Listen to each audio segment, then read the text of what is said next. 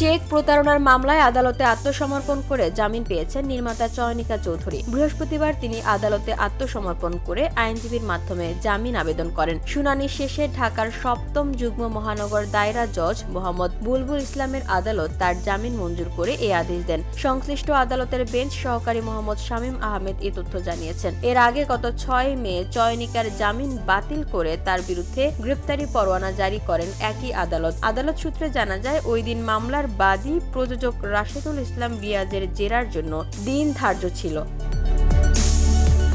তবে আসামি চয়নিকা চৌধুরী আদালতে হাজির হননি। তার পক্ষে আইনজীবী সময় চেয়ে আবেদন করেন, তবে আদালত সময়ের আবেদন নামঞ্জুর করেন। একই সঙ্গে তার জামিন বাতিল করে গ্রেপ্তারি পরোয়ানা জারি করেন। পাশাপাশি এ মামলায় যুক্তিতর্ক উপস্থাপনের জন্য আগামী ২৬ জুন দিন ধার্য করেন। এর আগে ২০১৩ সালের ১৪ মে মামলা করেন প্রযোজক রাশেদুল ইসলাম রিয়াজ। এ মামলার পর ২০১৪ সালে ২ জুন আদালতে আত্মসমর্পণ করে জামিন নেন চয়নিকা চৌধুরী। ওই বছরের ৭ আগস্ট মামলাটি বিচারের জন্য ঢাকা মহানগর দায়রা জজ আদালতে বদলি করা হয়।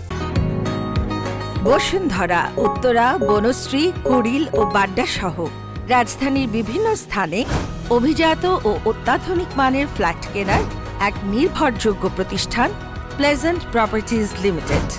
তাই আপনার স্বপ্নের আবাসনের জন্য আজই যোগাযোগ করুন।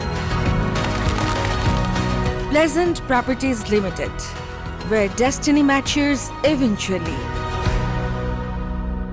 ২০১৫ সালের ১০ ফেব্রুয়ারি ঢাকার ৭ম যুগ্ম মহানগর দায়রা জজ আদালত তার বিরুদ্ধে অভিযোগ গঠন করে এ মামলায় বিচার শুরুর আদেশ দেন। মামলা সূত্রে জানা গেছে, আসামি চয়নিকা চৌধুরীর মাধ্যমে প্রযোজক রাশেদুল ইসলাম রিয়াজ জীবন সুন্দর হোক নাটক নির্মাণের প্রস্তুতি নেন। এজন্য ২০১২ সালের ২৪ আগস্ট তাদের মধ্যে চুক্তি স্বাক্ষর হয়। চুক্তি অনুযায়ী চয়নিকাকে ২,৩০,০০০ টাকা দেন বাদী। একই সঙ্গে ২০১২ সালের ৩০ অক্টোবর চয়নিকা বাদী রিয়াজকে ২,৩০,০০০ টাকার চেক প্রদান করেন। তবে আসামি চুক্তিবদ্ধ হয়েও নাটক নির্মাণ করেননি। আসামি চয়নিকার সঙ্গে যোগাযোগ করলে তিনি নাটক নির্মাণ করতে অপরাগত প্রকাশ করেন। তখন টাকা ফেরত চাইলে তিনি ২০১৩ সালের জানুয়ারিতে চেক নগদায়ন করতে অনুরোধ করেন। পরবর্তীতে একাধিকবার টাকা নগদায়ন করতে গেলে চেক ডিজঅনার হয়। টাকা ফেরত চেয়ে আইনি নোটিশ পাঠানো হলেও তিনি টাকা ফেরত দেননি। পরবর্তীতে তিনি আদালতে এসে তার বিরুদ্ধে মামলা করেন।